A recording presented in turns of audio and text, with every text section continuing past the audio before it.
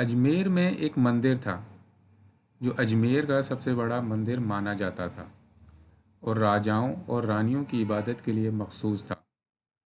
مندر کے ساتھ ایک تالاب تھا جس کا نام انا ساگر تھا۔ ہندو اس تالاب کے پانی کو انتہائی متبرک سمجھتے تھے۔ ان کا عقیدہ تھا کہ اس تالاب میں غسل کر کے ان کے سب گناہ جھڑ جاتے ہیں۔ کہتے ہیں اس مندر میں رات کو اتنے چراغ جلتے تھے کہ 3.5 من تیل ان چراغوں میں استعمال ہوتا تھا۔ ارد گرد کے کئی دیہات اس مندر کے نام تھے، یعنی ان دیہات کی آمدن مندر پر خرچ ہوتی تھی۔ مندر میں ہزاروں ملازمین تھے جن کا کام آنے والوں کی رہنمائی کرنا تھا کہ کون سا خدا بیٹے عطا کرنے والا ہے، کون سا دیوتا صحت و تندرستی کا مالک ہے، اور کس مورتی کی پوجا سے دولت مہربان ہوتی ہے۔ خواجہ غریب نواز اس مندر میں تشریف لے گئے اور انا ساگر سے کچھ فاصلے پر اپنی چٹائی بچھا کر اپنے مریدوں کے ہمراہ بیٹھ گئے۔ عصر کے وقت حضرت قطب الدین سے اذان دینے کا کہا۔ کفر و شرک کے گڑھ اجمیر میں اللہ کی وحدانیت اور حضرت محمد صلی اللہ علیہ وسلم کی رسالت کا یہ پہلا اعلان تھا۔ وہ لوگ اسلام سے مکمل طور پر لا علم تھے، چنانچہ اذان کی آواز سن کر وہ حیران ہوئے اور اپنے گھروں سے باہر نکل آئے۔ سب مسافروں نے انا ساگر کے پانی سے وضو کیا اور نماز پڑھنا شروع کر دی۔ سب ہندو حیران رہ گئے کہ سب بھگوان تو اندر ہیں، تو یہ لوگ صحن میں کس بھگوان کو سجدہ کر رہے ہیں؟ جب شام ہوئی تو راجا کے اونٹ جو دن میں چرنے کے لیے گئے ہوئے تھے اپنے چرواہوں کے ساتھ واپس آنے لگے۔ اتفاق سے جہاں خواجہ غریب نواز اپنے ساتھیوں کے ساتھ بیٹھے تھے وہ جگہ راجا کے اونٹوں کے بیٹھنے کی تھی۔ چرواہوں نے خواجہ غریب نواز سے کہا، اٹھو بابا، اونٹوں کے بیٹھنے کی جگہ خالی کرو۔ آپ نے فرمایا، کیوں مسافروں کو تنگ کرتے ہو؟ وہ نہ مانے اور مسلسل اصرار کرتے رہے کہ اونٹ اسی جگہ بیٹھیں گے۔ آخر انہوں نے بہت بدتمیزی سے کہا، یہ راجا کے اونٹوں کے بیٹھنے کی جگہ ہے اور ادھر راجا کے اونٹ ہی بیٹھیں گے، تم لوگ کہیں اور ڈیرا لگاؤ۔ آخر آپ رحمۃ اللہ علیہ نے اٹھتے ہوئے حضرت قطب الدین سے فرمایا، قطب الدین، یہ کہہ رہے ہیں یہ اونٹوں کے بیٹھنے کی جگہ ہے، تو چلو اونٹ ہی بیٹھے رہیں۔ یہ کہہ کر آپ رحمۃ اللہ علیہ اپنے ساتھیوں سمیت وہاں سے اٹھ گئے۔ اگلی صبح جب اونٹوں کو چرانے کے لیے لے جانے کا وقت آیا اور چرواہوں نے اونٹوں کو اٹھانا چاہا تو انہیں پتہ چلا کہ اونٹ اٹھنے کے قابل ہی نہیں ہیں۔ انہوں نے اونٹوں کو مار مار کر زبردستی انہیں اٹھانا چاہا، لیکن وہ بیٹھے ہی رہے۔ چرواہے پریشان ہو گئے کہ جو اونٹ ان کے ایک اشارے پر اٹھ بیٹھتے تھے آج کیوں نہیں اٹھ رہے۔ آخر انہیں یاد آیا کہ کل اس مسافر فقیر نے کہا تھا کہ چلو اونٹ ہی بیٹھے رہیں۔ لوگ اکٹھا ہونا شروع ہو گئے۔ کوئی کہہ رہا تھا فقیر کوئی کامل جادوگر ہے، اور کسی نے خیال ظاہر کیا کہ وہ کوئی بھگوان کا اوتار ہے۔ بعد راجہ پرتھوی تک پہنچ گئی کہ ایک مسافر فقیر نے راجہ کے اونٹوں پر جادو کر دیا ہے۔ راجہ نے حضرت خواجہ معین الدین چشتی رحمۃ اللہ علیہ کو پیغام بھجوایا، تم کیسے فقیر ہو جو بے زبانوں کو باندھ رکھا ہے؟ یہ بیچارے بھوک پیاس سے مر جائیں گے، اس لیے مہربانی کر کے اپنا جادو واپس لے لو۔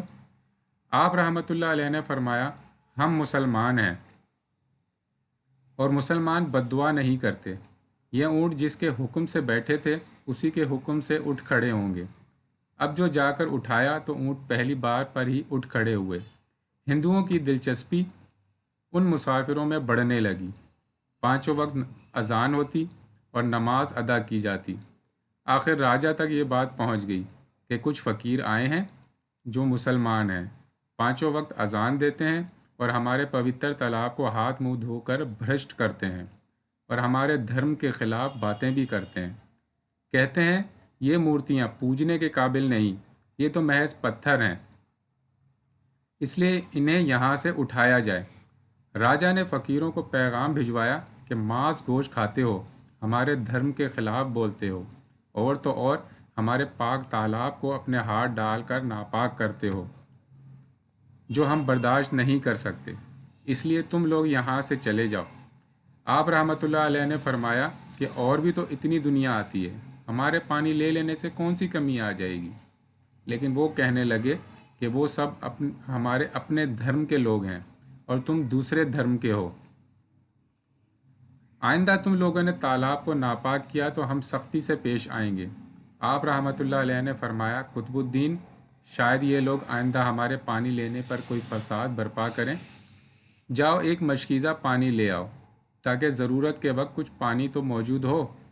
لہٰذا حضرت قطب الدین بختیار کاکی رحمۃ اللہ علیہ نے ان سے فرمایا، چلو ہم مشکیزہ بھر لیتے ہیں۔ وہ اس شرط پر مان گئے کہ تمہارا جسم پانی سے نہ چھوئے۔ حضرت قطب الدین بختیار کاکی رحمۃ اللہ علیہ تالاب کی سیڑھیوں پر جا بیٹھے اور مشکیزہ پانی میں ڈبو دیا۔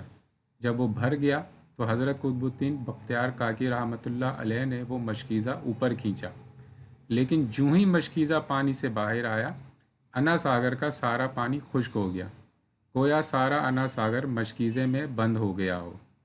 انا ساگر کا خشک ہونا تھا کہ پورے اجمیر میں کوہرام مچ گیا۔ وہ رو رہے تھے کہ ہم جو گناہوں کی گٹھریاں لاتے ہیں اور انا ساگر میں غسل کر کے ان سے چھٹکارا پا لیتے ہیں، اب ہم گناہوں کا بوجھ لیے کہاں جائیں گے؟ سارے علاقے میں خبر پھیل گئی کہ مسافر فقیر نے جادو کے زور سے انا ساگر کو خشک کر دیا ہے۔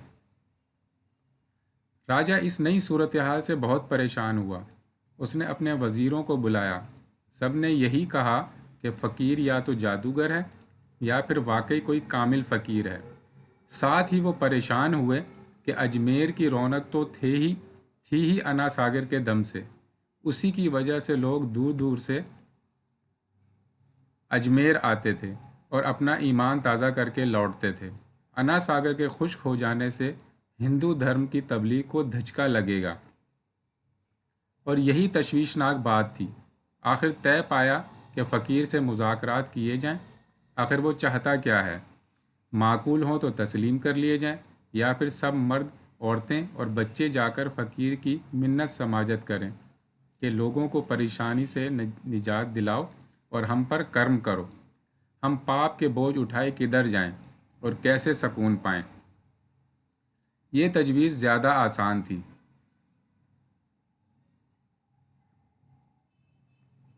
لہٰذا تمام لوگ بابا صاحب رحمۃ اللہ علیہ کے پاس آئے اور بولے، بابا تم بھی وضو کر لیا کرنا، لیکن بھگوان کے واسطے ہمارا انا ساگر ہم کو لوٹا دو۔ حضرت خواجہ معین الدین چشتی رحمۃ اللہ علیہ نے حضرت قطب الدین بختیار کاکی رحمۃ اللہ علیہ سے فرمایا، جاؤ قطب، مشکیزہ واپس تالاب میں ڈال آؤ۔ جوں ہی مشکیزہ تالاب میں الٹایا گیا، انا ساگر کناروں تک اچھل آیا۔ اس پانی نے کئی دلوں کو دھو ڈالا۔ ہندو قوم کی اپنی تاریخی کتابوں میں بھی ہندو مورخ اس بات کو تسلیم کرتے ہیں۔ اس شام 32,000 ہندو کلمہ پڑھ کر مسلمان ہو گئے۔ ان ہندوؤں کے مسلمان ہو جانے سے پنڈتوں اور عام ہندوؤں میں بھی غم و غصے کا طوفان اٹھ کھڑا ہوا۔ وہ سوچ میں پڑ گئے کہ اگر فقیر کچھ دن مزید ادھر رہ گیا تو دیوی دیوتاؤں کا تو نام لینے والا کوئی نہ رہے گا۔ لہٰذا لوگوں نے راجہ کو مجبور کیا کہ جلد کچھ کیا جائے۔ راجہ نے مندر کے بڑے پنڈت رام دیو کو بلوایا اور اسے بابا صاحب رحمۃ اللہ علیہ سے مناظرہ رکھ کر جلد از جلد انہیں شکست دینے اور اجمیر سے باہر نکال دینے کا حکم دیا۔ رام دیو اپنے وقت کا مانا ہوا پنڈت تھا، جس کی علمی قابلیت کی دور دور تک دھوم مچی ہوئی تھی۔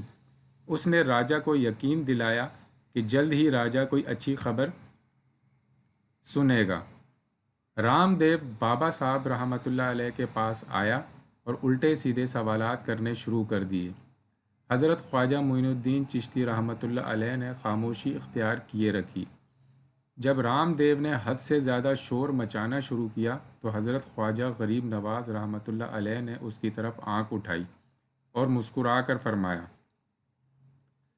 رام دیو، تو شور مچا رہا ہے اور میں تیرے ماتھے پر ایمان کا نور چمکتا دیکھ رہا ہوں۔ اس نگاہ اور لہجے میں نہ جانے کیا اثر تھا کہ رام دیو قدموں میں جا گرا۔ اور روتے ہوئے بولا، بابا جس دھرم کے تم ہو اسی دھرم میں مجھے بھی شامل کر لو۔ سب لوگ جو مناظرہ دیکھنے آئے تھے اس کایا پلٹ پر حیران تھے، اور رام دیو جو حضرت خواجہ غریب نواز رحمۃ اللہ علیہ کو شکست دینے آیا تھا خود مفتوح ہو چکا تھا۔ واللہ تعالی عالم۔